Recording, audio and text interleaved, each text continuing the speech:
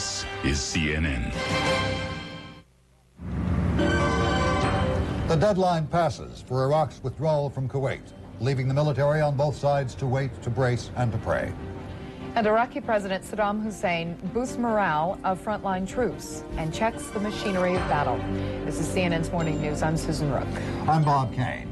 It is 5 o'clock in the afternoon in Baghdad, 9 hours past the deadline, leaving a trail of shattered peace efforts behind. More than 1 million members of the armed forces on both sides face each other in the desert waiting for orders. U.S. President George Bush huddled with his advisors as the grace period for Iraq to withdraw from Kuwait neared its end. His aides describe him to be at peace with himself, ready for the tough decisions ahead. The American president spent a quiet night at the White House. Today, spokesman Marlin Fitzwater said Mr. Bush and his staff will continue monitoring the sanctions on Iraq and considering the use of force. For more now, CNN White House correspondent Frank Sesno joins us live. Frank? Indeed, Bob. In his first comments of the day, White House spokesman Marlin Fitzwater refused to answer reporters' questions, saying no comment when pressed as to whether the president had decided when to initiate military force in the Persian Gulf. But there is indeed a sense of inevitability here. The question in most people's minds here at the White House is not whether, but when.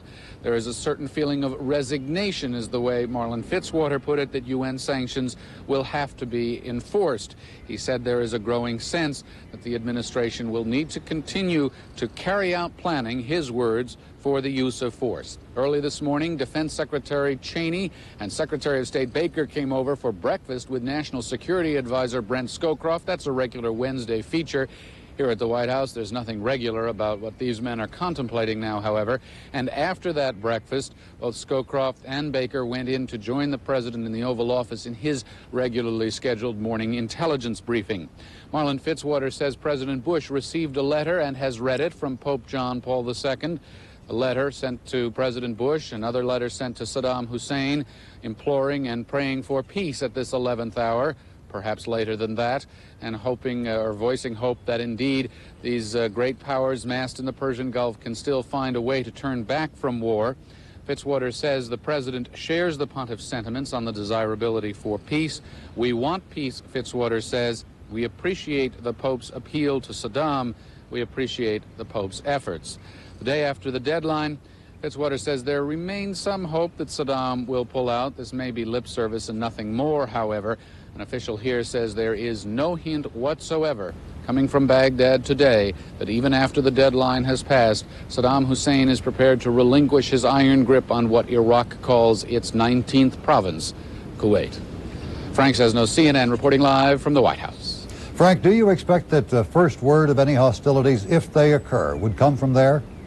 Yes, I think that's probably true. There may be some fairly significant indication coming from the Pentagon, but as in common practice anyway, President Bush has sought to address the nation and inform lawmakers, not necessarily in that order, upon the commencement of hostilities. But I think at this point, Bob, quite honestly, it's pure conjecture. There's going to be, if it happens, so much going on that it's really impossible to predict exactly what the timing would be. Frank says no, we will be watching. Susan? If the crisis leads to war, Saddam Hussein reportedly will personally call the shots. Iraqi officials say he is now in direct control of the army. Now, the president leads Iraq's military machine during peacetime, so today's announcement is considered a psychological move. CNN's Peter Arnett joins us now on the phone from Baghdad with the latest. Peter? It's evening again in Baghdad, and a much quieter city than usual is settling into another long night. Everyone here was aware of the United States deadline and President Saddam Hussein's intention to ignore it. Now everyone is waiting for the consequences. Fewer people are around. Officials admitted to us that many families have moved out.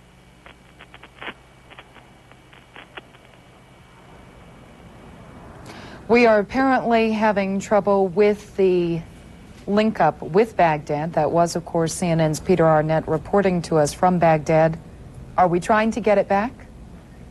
Okay, apparently there is some kind of a problem. We will try to establish control with them again. Bob?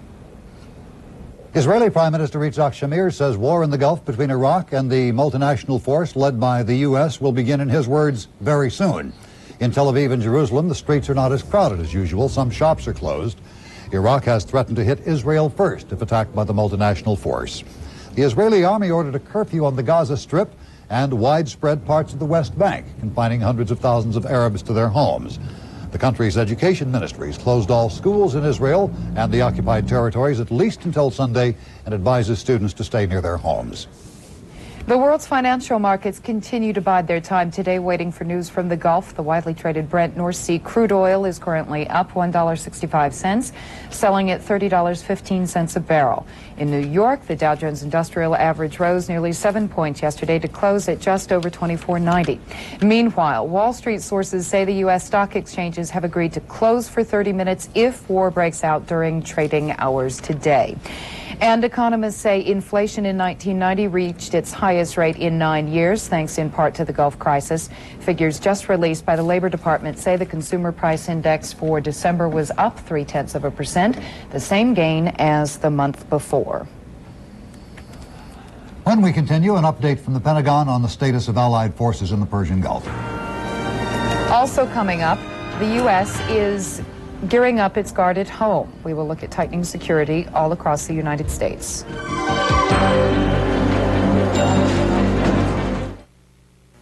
Today, 2 million business people will go out of town. Some of you will be carrying SkyTel's nationwide pagers with voicemail.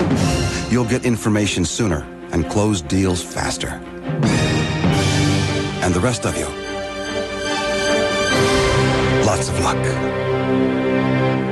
SkyTel, that great communication system in the sky. For more information, call 1-800-456-ALL-3s. What would it take to get you to change from Advil or Tylenol? How about New Bear Plus? Bear Plus has Bear Aspirin for powerful pain relief and Stomach Guard to help prevent stomach upset. So bang pain back with New Bear Plus. Tough on pain, gentle on your stomach. No other sporting event has the impact, passion of the Super Bowl. And now you can hold on to all the memories and excitement long after the cheering has faded with the NFL's official 25th anniversary Super Bowl commemorative medallion, the same medallion used for the toss at the beginning of Super Bowl 25. After winning 3 Super Bowls, I can tell you that this historic heirloom is a fitting tribute to 25 years of Super Bowl glory. From Coach Lombardi's first victory in 1967 to the dynasties of today, this is a perfect way to pass on the Super Bowl tradition to future generations. Superbly crafted and minted in a gleaming proof-like finish, this medallion is a limited edition and available during this NFL season. Soon to be a collector's item. Order your 25th anniversary Super Bowl commemorative medallion today and bring home the glory. To order, call now. Now on video cassette from Turner Home Entertainment. Fred Astaire and Ginger Rogers do a little dancing and romancing You've got to marry me. in Shall We Dance? Own this classic Gershwin musical for only $19.98. Now available at Walden Books.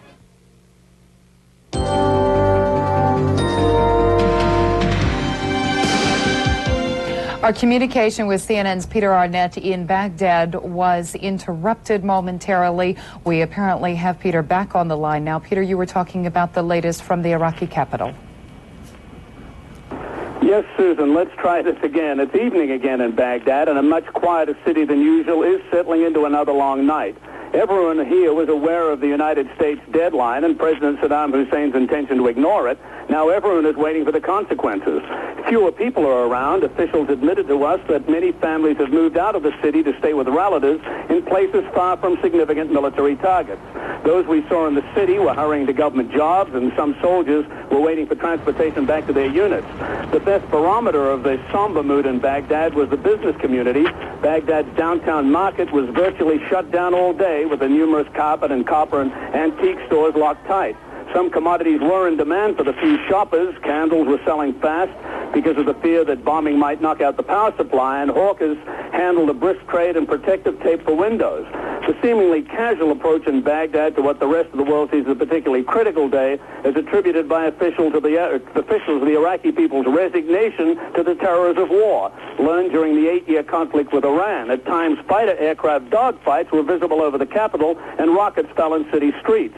President Saddam Hussein visited his frontline troops in Kuwait yesterday. According to Iraqi television, he reportedly told his forces that he hoped there'll be no war and that no blood would be spilled, but if battle does come, the Iraqi president declared his forces are ready and with God's help will survive.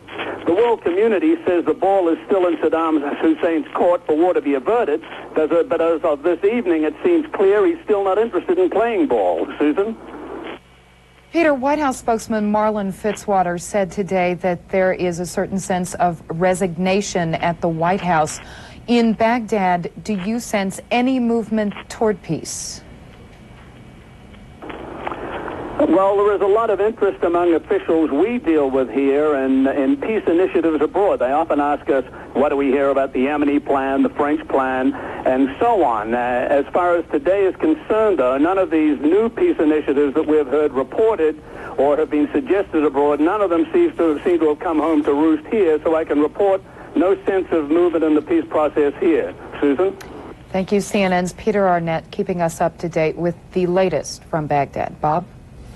Well, the Pentagon was quiet last night at midnight Eastern Time as the deadline passed for Iraq to get out of Kuwait. But Pentagon spokesman Pete Williams says the Defense Department is ready to execute any order from President Bush. CNN national correspondent Gene Randall has an update. As elsewhere in this country and around the world on this day, people here at the Pentagon are waiting for what many see as the all but inevitable war with Iraq. Indeed, the quiet of this morning in this building has the feel of a lull. 415,000 American troops in the Persian Gulf are certainly poised for battle. So apparently are the 545,000 Iraqi troops said by the Pentagon to be in place in or near Kuwait. An issue no doubt being worked by intelligence specialists is whether Saddam Hussein is intent on some kind of preemptive military strike. A possibility is a ballistic missile attack against Israel, a last-ditch effort to break up the U.S.-led military coalition. The Pentagon, meanwhile, in its pre-deadline briefing, said Iraq had moved additional troops, tanks, armored personnel carriers, and artillery pieces into the Kuwaiti theater of operations. A U.S. air assault against Iraq would be the likely first phase of a U.S. war with that country. We are told now the bombardment campaign could include the use of 20 huge U.S. B-52 bombers, flown from their base on Diego Garcia in the Indian Ocean to an unnamed base in the Middle East. Gene Randall, CNN, the Pentagon. This program notes CNN will carry a live Department of Defense briefing next hour. This weekly briefing is with U.S. military officials in Saudi Arabia. That's at 10 a.m. Eastern, 7 Pacific time. United Nations Secretary General Javier Perez de Cuellar made one more appeal last night to Iraqi President Saddam Hussein to get out of Kuwait. The Secretary General said if Iraq did leave Kuwait, serious efforts would be made to resolve the Arab-Israeli conflict. Perez de Cuellar also promised Iraq would not be attacked if it withdrew. The Secretary General's in his 10th and last year as head of the world body. He says he'll use his remaining months in office to seek peace. Pope John Paul II joined the chorus of last-minute appeals for peace. He sent letters to President George Bush and Saddam Hussein just hours before the deadline expired for Iraq to leave Kuwait. The Pope told President Bush war could produce, as he put it, new and perhaps worse injustices. And he asked Saddam Hussein to take what he called courageous steps to avoid war. French President Francois Mitterrand says if there is a strike against Iraq, French troops will be part of the force. He urged his parliament to give overwhelming approval to send French troops into action in the Gulf. Mitterrand will address his nation this evening for the first time in nearly 5 years. Last night, the British Parliament overwhelmingly endorsed the government's war policy. Prime Minister John Major said if war comes, it would be a just war. The BBC reports today British ships have taken up optimum positions in readiness for war. The last remaining Western envoy has gotten out of Iraq. The French ambassador and 3 other French diplomats crossed into Jordan just minutes before the UN deadline for Iraq to leave Kuwait. The frontier between the two nations is open. People are still crossing, but Iraq has shut down its border with Turkey. Reports say Iraq has mined a popular crossing to prevent as many as 100,000 Iraqi refugees who were expected to flee in the event of a war. U.S. law enforcement officials are preparing for possible threatened terrorist attacks. As CNN's Candy Crowley reports, certain groups and landmarks are getting special attention from federal agents. Warned that a conventional war in the Gulf might boil over into unconventional war on the home front, public and private America is putting up its guard. Fear of terrorism striking close to home. The evidence is everywhere. outside the U.S. Capitol building in Washington, at the New York City Commodities Exchange, in the offices of Illinois Bell, where employees are now checked for ID tags, in airports across the country, and at the gates of the Alyeska Oil Terminal in Valdez, Alaska. There's a little bit of apprehension, of course. We can't sit here and just ignore world events. You know, there's a lot of fear of terrorism from Saddam Hussein. The history of terrorism and current intelligence information point to Europe and the Middle East as the most likely sites for terrorist reprisals. And many experts do not believe Saddam Hussein, even if he could, would order a terrorist strike on U.S. soil. I think the reaction of the American people is likely to be the opposite of what the terrorists hope. The terrorists probably hope this will decrease our desire to, in that case, win the war, if a war is going on. In fact, I think it'll have the opposite effect. Still, few are willing to play the odds. The FBI has told special agents in the field that utilities, communication, transportation, and military installations should be considered key terrorist targets, and security in many spots has increased accordingly. Senior Justice Department officials see 4 general groups as prime breeding grounds for Gulf-related terrorism: the official Iraqi presence at the embassy in Washington and at the UN, terror groups known to have planted operatives in the U.S. before the crisis started, Iraqi visitors or students, and the individual zealot. It is that last category which most worries government and private security experts. They may just appear, much like a John Hinckley appeared to assassinate the president. All of a sudden, you've got somebody lethal there in your midst who you've never anticipated. In addition to being the most likely source of a terrorist act, the individual zealot is also the hardest to track, though anti-terrorism command centers, such as one set up in New York City with links to federal authorities, can help even the odds. Federal investigators are also stepping up their monitoring procedures. Senior Justice Department officials say this week the FBI will begin to zero in on the whereabouts and activities of some 3,000 Iraqis in the U.S. whose visas have expired. Candy Crowley, CNN, Washington. We will continue our Gulf coverage in a moment with a live report from Oceana Naval Air Station, a training ground for many of the pilots now in the Middle East.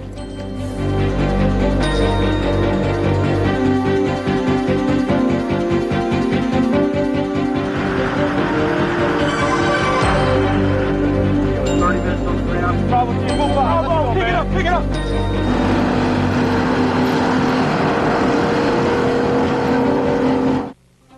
Who would you choose?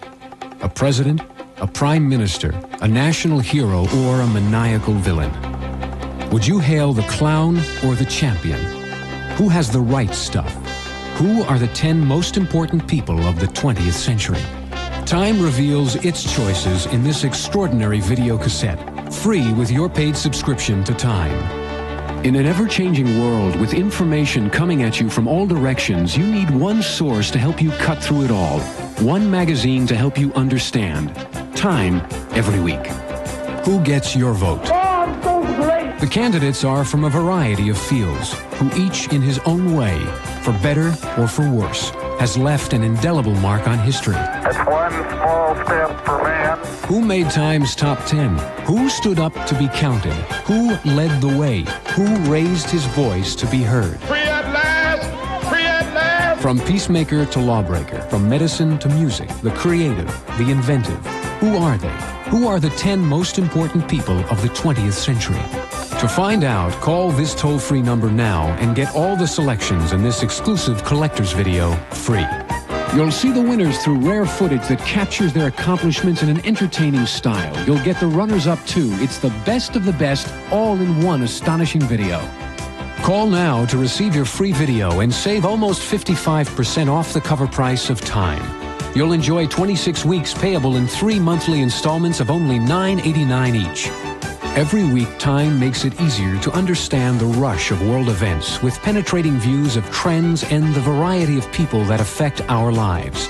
Make time for Time. I say we must act now. Call right now and get the 10 most important people of the 20th century free and save almost 55% on Time.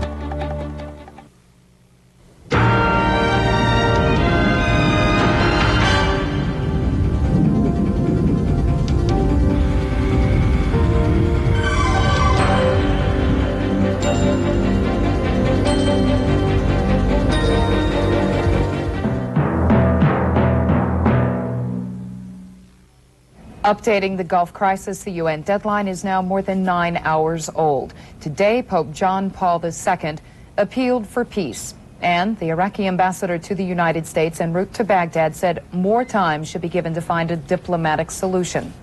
President Bush is said to be maintaining a low public profile today. He is said to be calm. Aides say the question may not be if the president decides to give the attack order, but when, and the expectation is sooner rather than later. In his last radio address delivered just before the deadline, Iraqi President Saddam Hussein again refused to obey the UN withdrawal resolution and said his troops were ready for battle. The Naval Air Station at Oceana, Virginia is home base for pilots on some of the U.S. aircraft carriers. CNN correspondent Tom Mintier joins us live from a flight simulator used by those pilots. Good morning, Tom. Good morning, Bob. We are in the simulator room for the A-6 Intruder, and there are pilots that are back here. The aircraft carrier USS Eisenhower is in port, just returning from the Persian Gulf, and those pilots are now going through a simulation. We are inside the simulator, and we're going to sit down over here, and you can see in the background the simulator itself, the A-6. This is where the pilot is inside, the canopy is down. They simulate nighttime landings and takeoffs on carriers and at fields. And it gets very dark in here, and it gives them the opportunity to simulate exactly what it would be like to come down on the carrier or on a field at night. They can also simulate the emergencies that happen on board. What we've set up in this scenario this morning is a simulation of a problem.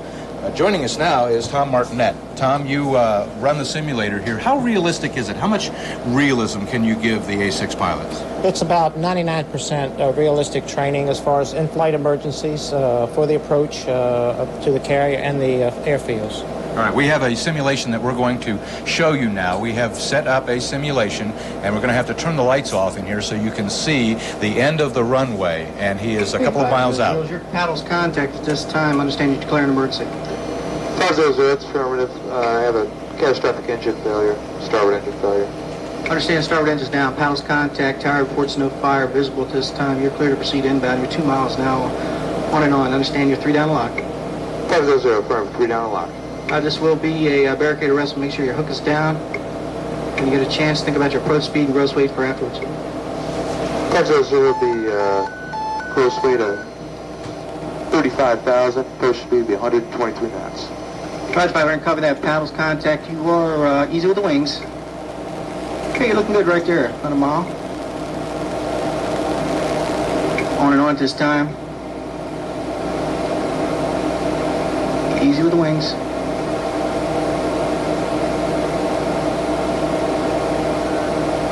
500, power back, get your nose up. Okay, nose back down, you're in the barricade. Hold it right there. Okay, go ahead and set the park and brake, and we'll have a crash crew out there in a second. 500.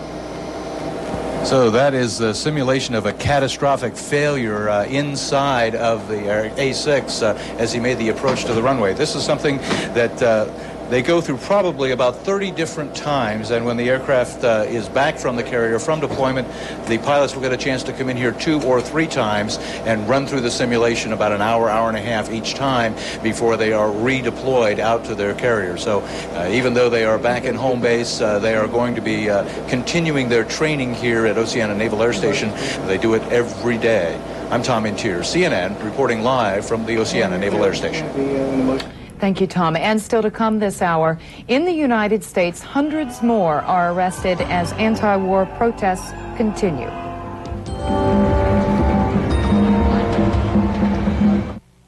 This is American Express. May I help you, sir? American Express. Hello, American Express. American Express now gives you an easy way to apply for membership. All you have to do is call. Hello, American Express. Can I apply for the card over the phone? Yes, you can. All I'll need is some information. Great.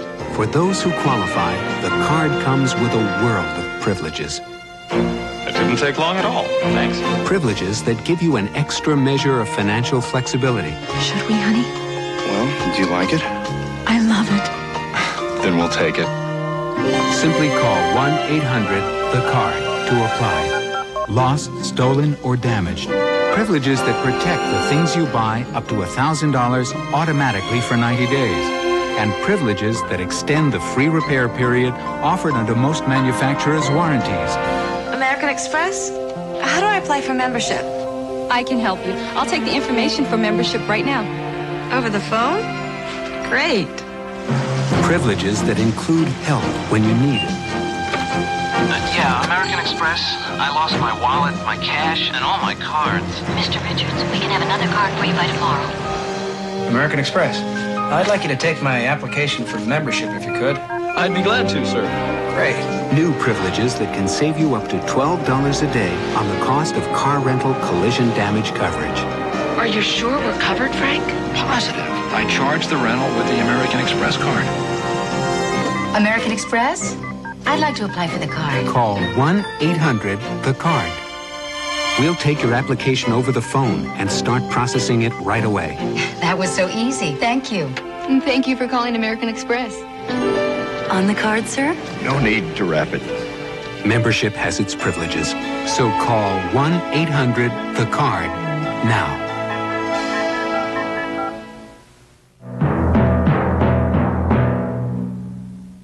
Scattered anti-war protests took place across the United States as the United Nations deadline neared.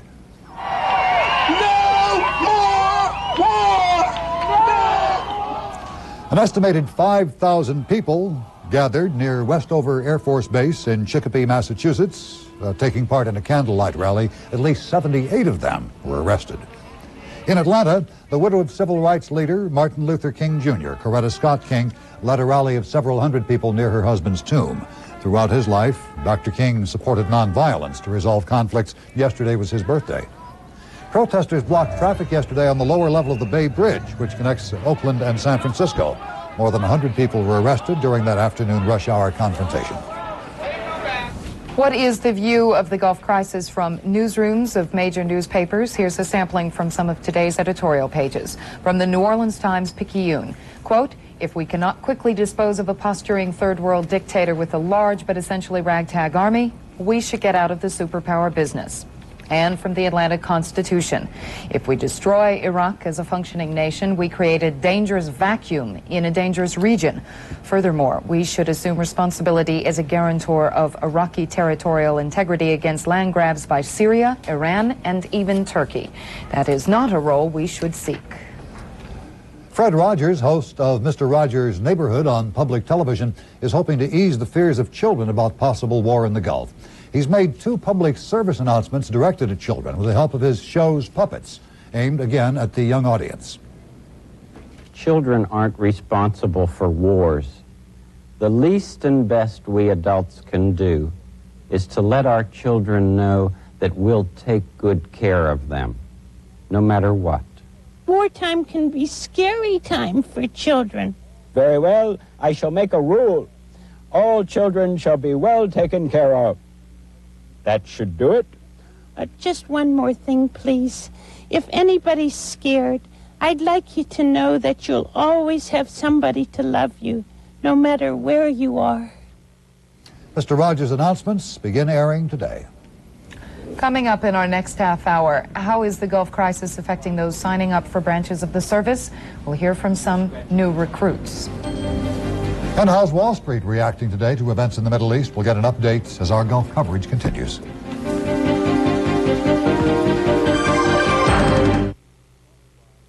Morning news continues, followed by World Day, next on CNN.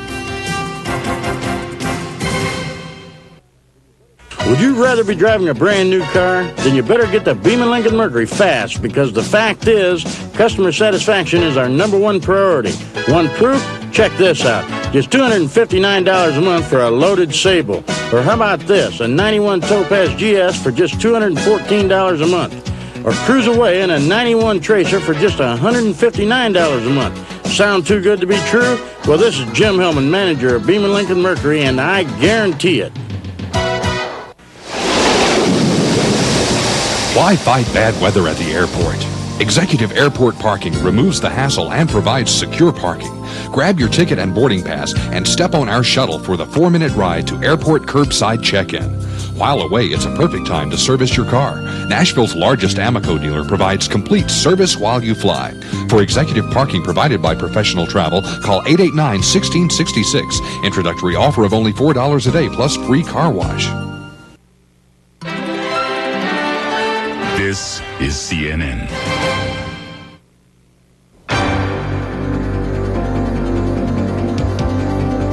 Here's an update on our lead story, the Persian Gulf crisis. The military forces from the United States and its allies in the Gulf are on alert, waiting to find out whether and when their practice drills will be put into action against an enemy. The deadline for Iraq's peaceful withdrawal from Kuwait expired about 9.5 hours ago. Iraqis, for their part, are bracing for attack. The streets of Baghdad are half empty, most shops closed. The Iraqi leader remains defiant, underscoring his policy of no concessions. In Israel, Tel Aviv is much quieter than usual. The activity in other cities also is subdued. Schools are closed. Youngsters are being advised to stay close to home. Israel is targeted by Iraq if Baghdad forces are assaulted. Financial markets, of course, react to events in the Middle East. Jan Hopkins is standing by live at the New York Stock Exchange with the latest there. Jan? Thanks, Susan. On the economic front, inflation at the consumer level rose 0.3% in December. Excluding the volatile food and energy categories, it rose 0.4%. For all of last year, the CPI rose 6.1%, and that is the highest rate since 1981. Also out this morning, December's industrial production. Output from the nation's factories fell 0.6% in November. Let's take a look at the numbers. On the currency market, little change for the dollar this morning. On the credit market, the Treasury's 30-year bellwether bond down 9/32 in price, and the yield 8.41%. Oil prices are higher again this morning. In London, a barrel of Brent North Sea crude up $1.50 at $30 even. Yesterday, in light trading at the New York Mercantile Exchange, the U.S. benchmark light sweet crude fell 70 cents a barrel to close just above $30. Stock traders around the world on edge this morning, more than 9 hours after the deadline in the Gulf passed.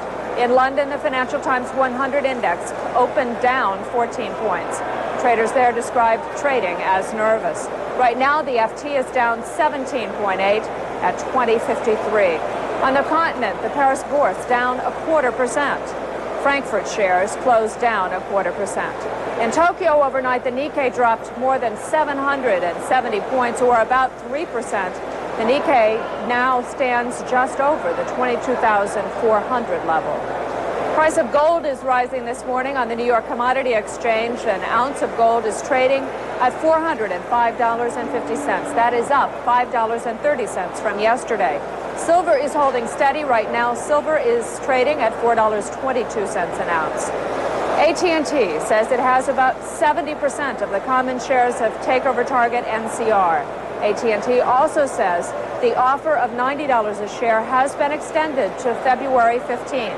The phone company also says it has substantially more than 25% of NCR shareholders ready to call a special meeting. That's what's needed to call a meeting to make a proxy bid for the company. The New York Stock Exchange has been open for a few minutes now. The Dow has opened down 3.25 points. That's the latest from Wall Street. We'll have another report in 1 hour. I'm Jan Hopkins, reporting live from the New York Stock Exchange.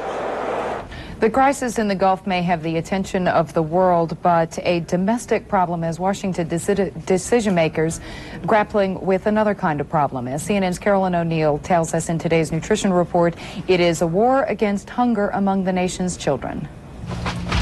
This emergency food pantry in Boston provides care packages every week to needy women and their children. It's one of thousands of community efforts to keep children from going hungry in the United States. But all the feeding programs with the best of intentions may not be doing enough, according to experts on child nutrition meeting in Washington this week. We also have 40,000 children that die every year before their first birthday, and it's directly related to hunger, it's related to nutrition, it's related to a lack of education, lack of proper nutrition education among the mothers. Children who live with poverty and hunger became one of the most pressing issues at a conference sponsored by the consumer group Public Voice for Food and Health Policy. Congressman Tony Hall called for expanding federal funding of the Women, Infants, and Children program, known as WIC, which provides food and infant formula for poor families. It only reaches half of the women and children that really are at risk in the country. So there's another probably 4 to 4.5 million mothers and children out there that are not being served. Meanwhile, eating too much food, especially high-fat foods, is the biggest nutrition problem for 1/3 of American children who are overweight. New federal dietary guidelines recommend that starting at age 2, children eat no more than 30% of their calories from fat. We're finding that children instead have diets that are 38% to 45% of their calories from fat. Lightening up school lunches is one move many nutrition experts would like to see. They say healthier cafeteria foods, such as these bran muffins made with a lot less fat, could help set children on a healthy course for life. Carolyn O'Neill, CNN. Coming up on CNN Morning News, the coaches play hardball too as Oklahoma and Missouri face off in college basketball. Jim Huber will join us.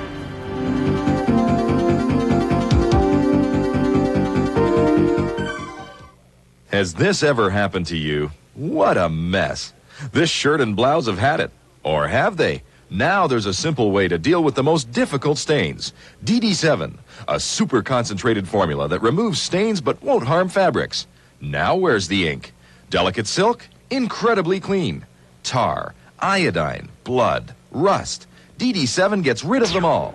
Dull gray window shears restored to a like-new whiteness thanks to a soak in DD7, a whiz on carpets, and upholstery.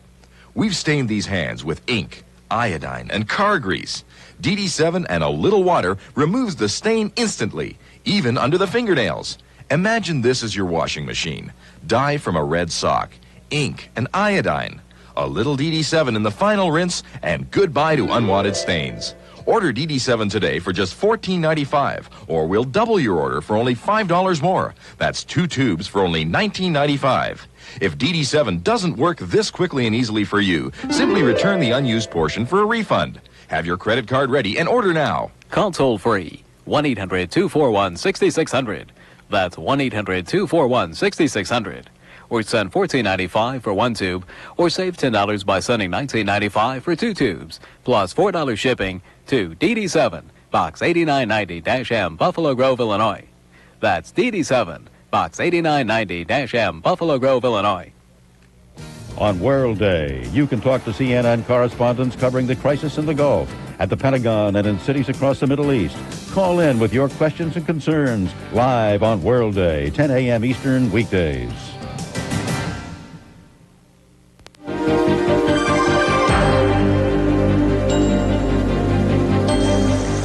Iceland, a strikingly beautiful and unspoiled environment, surrounded by clean waters that have become a perfect breeding ground. The ocean teems with life, and the Icelanders have become the world's great fishermen, and great fish cooks too.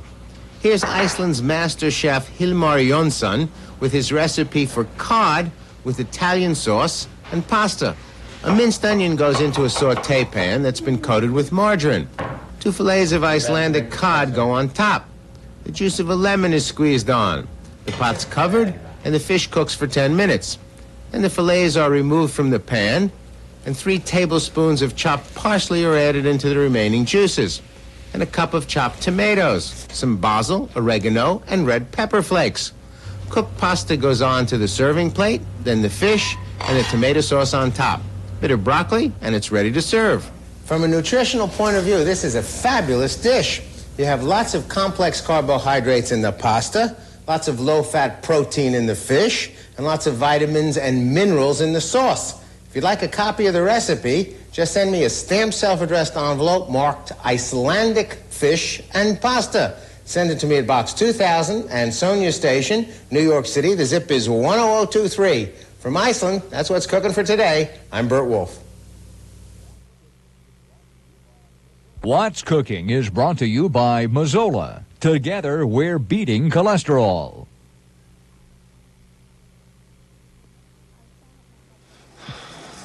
I thought my husband Dan was perfectly healthy, but the doctor said his cholesterol level was 218. So we changed to a healthier diet, including no cholesterol Mazola, America's leading corn oil. In a clinical study, a low-fat, low-cholesterol diet, including Mazola, reduced cholesterol an average of 17%. Did Dan's cholesterol come down? You bet.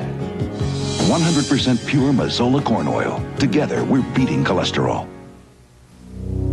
It's new. It's hot.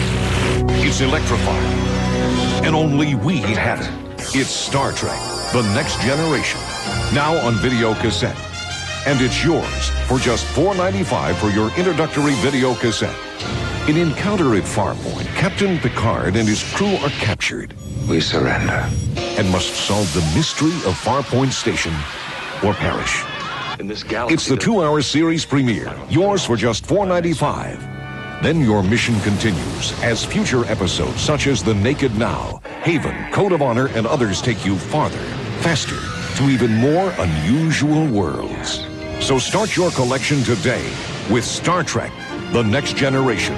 Yours on video cassette for just $4.95. Remember, Star Trek, The Next Generation is not available here in any store.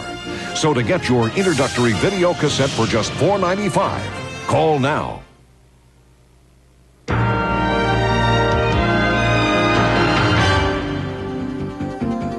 Now, the latest on the Gulf crisis, nearly 10 hours have passed since the UN imposed deadline for Iraq to withdraw from Kuwait. Earlier today, White House officials would not answer questions about whether President Bush has decided to commence offensive military action in the Gulf. Mr. Bush reportedly slept through the deadline. Overnight, some 1,500 anti-war protesters shouted and banged drums outside the White House. Meanwhile, the president has reportedly received a letter from Pope John Paul II. Officials say the president shares the Pontiff's hopes for peace in the Middle East. But Saddam Hussein is showing no signs of changing his position. Iraqi television has released pictures showing Hussein visiting soldiers reportedly in occupied Kuwait. Hussein was quoted as saying his country is ready to fight. Jim Huber joins us now from the CNN Sports Desk with a look at what happened up above, down under. Yes. As it were. As it were. The vagaries of combat. Poor Boris Becker. Set upon in the second round of the Australian Open tennis tournament today by a Czech by the name of Marian Vajda. Extended madly through 100 minutes of playing time, all the while being heckled by an obviously bored young lady in the stands, getting louder and louder, so they tell us, through the first two sets. And then as she was being led away, raised her T-shirt bearing her soul for Becker's perusal and the fans as well. Becker, regaining his composure in the land down under, won it 6-4, 6-1, and 6-3 to move on, along with number 1 seeded woman Steffi Graf, the top names to advance easily again today. Wasn't so easy last night for the Atlanta Hawks against Bob Hill and his Pacers in Indianapolis. Pacers blew out to a 19-point first quarter lead. Reggie Miller here, and things were all Indiana. And the Pacers began to relax, went to their bench, began laughing and joking around, and before they knew it, the Hawks had completely wiped out that advantage. Doc Rivers with the three-pointer here, midst a 17-0 run. Moses Malone was the man off Atlanta's bench. Some nights he scores 2, some nights he scores 19. The latter came last night, 12 of which came in that second period. During the stretch, the Hawks poured a little salt into that gaping wound. Dominique Wilkins with a game-high 28, and the Hawks have now won 9 of their last 11. In this case, it was he who laughs last.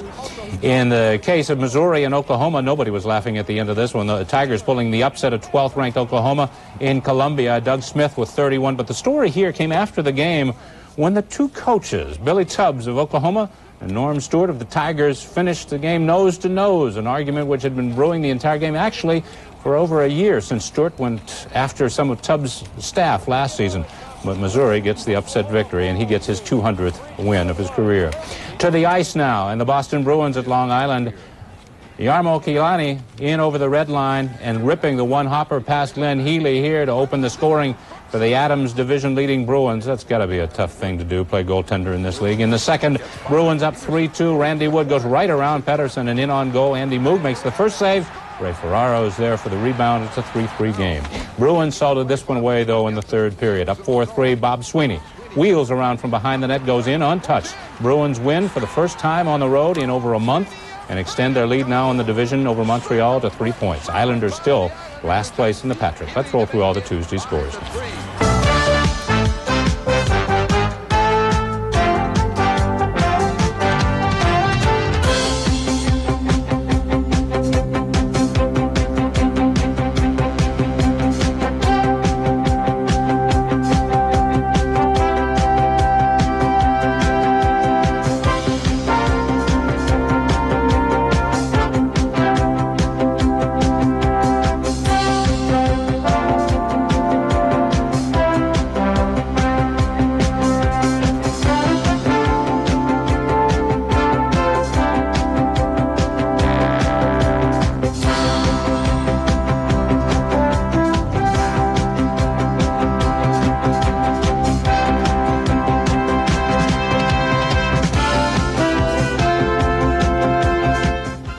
That's sports for this hour. Valerie Voss will have your weather next, right after this. From Gillette comes Sensor, the only razor that can sense and adjust to the individual needs of your face. The best a man can get. Sensor blades are mounted on responsive springs to continuously sense and individually adjust to your face. The closest, safest, most comfortable. Gillette Sensor, together with the richness of foamy shave cream, for the best shave a man can get. Gillette, the best a man can get. Announcing a revolutionary new concept in fitness at home. One that will change the way you look, feel, and live. The Nordic Fitness Chair by Nordic Track. There's never been anything like it before. It's a comfortable chair that transforms into a health club workout. It gives you strength to enjoy life to the fullest. In as little as 10 minutes a day, 3 times a week, you can prepare yourself to meet daily challenges. Sports-specific training adds yards to your drive off the tee. Tightening, toning, and shaping your muscles gives you the kind of body you've always dreamed of. The Nordic Fitness Chair automatically adjusts to any fitness level to help you achieve almost any fitness goal. It brings an improved quality of life to your entire family from the comfort and convenience of your own family room. The Nordic Fitness Chair by Nordic Track. Call today for a free video and brochure. Make a decision now to change your life forever. The world anxiously awaits as the threat of war looms over the Persian Gulf. With the crisis building to a climax, can a peaceful resolution be reached, or is war inevitable? For continuous coverage of the crisis in the Gulf, stay with CNN.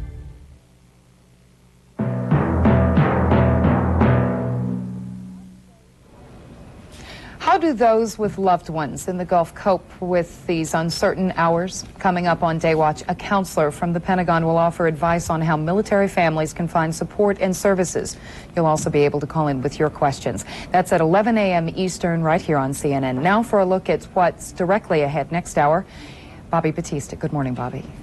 Good morning, Susan. As the world waits anxiously for a new phase in the Persian Gulf crisis, the Western and Arab alliance against Saddam Hussein is picking up strength.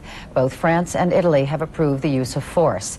Perhaps those waiting most anxiously are the men and women of Operation Desert Shield. At the top of the hour, the Pentagon will brief the press from Saudi Arabia on those operations, and we'll bring that to you live. Join us for World Day. And now let's join Valerie for a look at the weather. Well, Bobby, as you know, yesterday evening there were a few tornadoes reported in the Miami area. We still have some heavy thunderstorms around South Florida, especially near Cedar Key. There's a severe thunderstorm warning in effect for about the next 15 minutes for Levy County, Florida. That'll bring some heavy rains again to South Florida, believe it or not. 8 inches of rain, even a little more than that, was reported at West Palm Beach yesterday. The rain coming down still this morning. Vero Beach has had 3 1/3 inches of rain in about the last several hours. Low pressure moving up through the Tennessee and the Ohio River valleys, a front pushing off the coast, rain falling along the mid-Atlantic region, moving into New England, and in northern Maine that could be snow or a mix of freezing rain and snow. Low pressure center is dipping southward through the Four Corners region, and it has brought some heavy snows to some sections of the Utah mountains and now headed into Arizona and New Mexico. Here's the forecast weather map for later on today. That low pressure center dips all the way southward into Mexico, taking rain with it, but there will be snow in the higher elevations of the northeast, especially across the northwest plateau of New Mexico. 2 to 5 inches of snow expected with some higher amounts in the higher elevations. We'll also see the snow continuing across the northeast plateau of Arizona and also the White Mountains, the eastern Mogollon Rim. Avalanche danger very high. There's an avalanche warning in effect for the Wasatch Mountains of Utah. Very heavy snows have been occurring through that region the last several days. Heavy rains for the mid-Atlantic. Take a look at our precipitation outlook map. We're calling for, as the day goes on, that rain to move northward into New England. A couple of inches by tomorrow morning across coastal sections of southern New England. That'll change to snow farther north in Maine or be mixed with snow and freezing rain. Some heavy rain southern Florida in those thunderstorms. Snow lingering around the Great Lakes. Some slick spots across this region. A few inches fell in parts of Iowa and northern and western Illinois. Our high temperatures for the day: Pretty cool in that area, 20s and 30s northern New England. But Boston goes to 47, New York 50. We'll see some 80s again, southern Florida, Los Angeles 74 degrees. We'll be back with the CNN Ski Report right after these forecasts for some cities around the U.S. and Canada.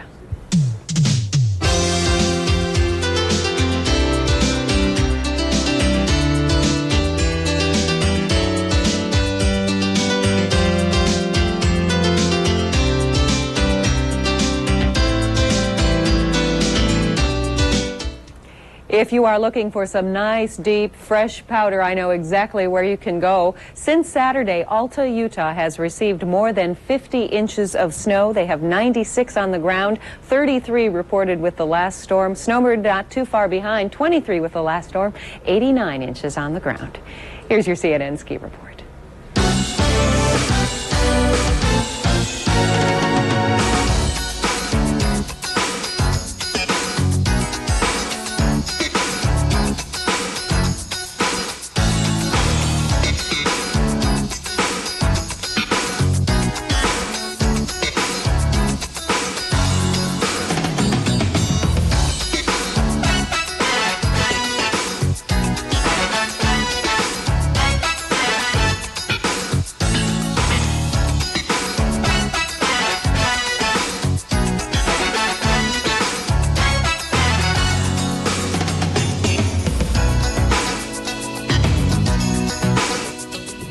If you are particular about your snow conditions, remember it never hurts to call ahead. The news continues. Stay with us. How far do you think it is? Oh, about 140 miles. And there ain't a thing out there. Reliability isn't a sticker you put on the windshield. It's something you darn well better design in from the start. This is far. This is forever. You know, we're not selling these cars to mechanics. It could be someone like your mother, and they just gotta know they won't be left sitting somewhere by the side of the road. I mean, that's the way I would want it if I was a customer. Hey, look at this. Civilization. Sort of. Most credit cards total your charges and send you a bill. But once a year, the Discover card totals your charges and sends you something in return. It pays to Discover. In weather this raw, don't take chances, take Chapstick. This infrared camera compares lips sealed with chapstick and lips without chapstick. Chapstick seals in moisture to heal and prevent chapped lips. Don't take chances, take Chapstick. As the crisis builds to a climax, CNN is the network for the most complete coverage from the Middle East and throughout the world. Now, more than ever, shouldn't you be watching the network viewers voted best in coverage of the crisis in the Gulf? CNN. Do you love to exercise? I'm at one of the finest health spas and resorts going. I could enjoy a complete workout, sauna, massage, special Nautica spa diet. It's all right here. But what I really love about this health spa is that it goes everywhere I go. Take a 3, 4, or 7-day fun ship vacation on Carnival, the most popular cruise line in the world. I get this awful sinus pain. These sinus pain formulas all made news in the 80s. They all have the same medicine. Today's news is Dristan Sinus, the only sinus medicine with ibuprofen. It relieves my sinus pain wherever it strikes. New Dristan Sinus. I'm the one sticking his neck out. They turn to him for help. What would you do if you were alone? I risk it. Now there's no turning back. Sybil Shepherd, John Waters, a TNT exclusive premiere. Which Way Home? January 28th on TNT. Here is the latest on the Persian Gulf crisis. Iraq is bracing for the consequences now that the deadline for its retreat from Kuwait has passed. Saddam Hussein has taken direct control of his army and will, his spokesman says, call the shots if fighting does break out. Iraq says its troops have their fingers on the trigger and are ready for what an army newspaper calls the most honorable war in history. People in Tel Aviv are staying off the streets today out of fear Baghdad will carry out its threat to attack Israel. Schools have been ordered closed at least until Sunday. A curfew clamped on the Gaza Strip and parts of the occupied West Bank, apparently to impose greater control on Palestinians. Pope John Paul II has sent letters to both President Bush and Saddam Hussein, urging them to peacefully resolve the crisis. How has the threat of a Persian Gulf War affected the military's recruiting? The U.S. Defense Department says it is meeting its recruitment goals. CNN's Mike Capps reports that the trends indicate the crisis has sparked more interest in the military than ever before. Sir, third squad report. Woods unaccounted for, sir. Military discipline, junior ROTC style. These 27 Arlington, Texas cadets, Which is section 3 in your book, huh? study elementary avionics and current events, getting ready for semester exams. When is the United Nations deadline? Interest in the Persian Gulf crisis resulted in 125 students signing up for ROTC at this school. So the whole world is sitting on pins and needles then. But only about 2% will ever serve in the military. So pilot. Their instructor refuses to use his job as a recruiting tool. Yes, we do talk about tactics, and I talk about the horrible aspect of war, and not just the exciting and the glamorous aspects. If they go into the military, that's fine. I'll make them aware of what the military is all about. But I am not a recruiter, and I want them to be whatever they want to be. Well, I like the military. ROTC student Rhonda Stevens did not need a hardcore recruiting effort. She signed up for the Marines after June graduation. It's kind of scary, but, I mean, if you're going into the military, I mean, war is part of it, so just got to face it. These are the different things. Rhonda is not alone. Across the country, a steady flow of recruits sign up for service. Whether it's tradition, the tough image, or a simple desire to serve, war in the Persian Gulf is not keeping recruits away. The numbers that we're recruiting to have not changed since the beginning of the fiscal year in October, and we are meeting and exceeding each of our goals each month. To answer 35 in the first 3 months of fiscal 1991, the services have already recruited more than half the number of servicemen and women needed for the entire year. One of the primary motivations for a lot of these Marines is, in fact, to go and serve in Saudi Arabia. Many are re-enlisting. Former Marine Sergeant Ronald Sommerfeld of Los Angeles wants back in.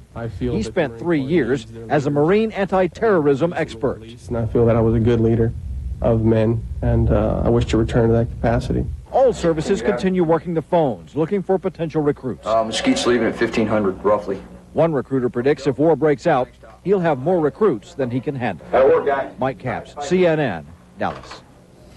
Up next on CNN's World Day, a Defense Department briefing live from Saudi Arabia.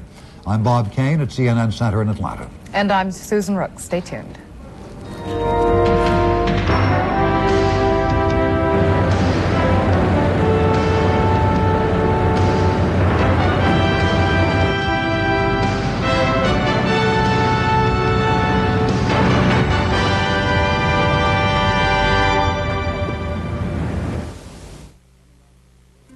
Coming up, World Day, followed by Day Watch, here on CNN. A furnace? Not a day of trouble, ever. Must be a good one. Must be a Lennox. And it must be from Maynard. Maynard Air Comfort, serving Nashville since 1952 with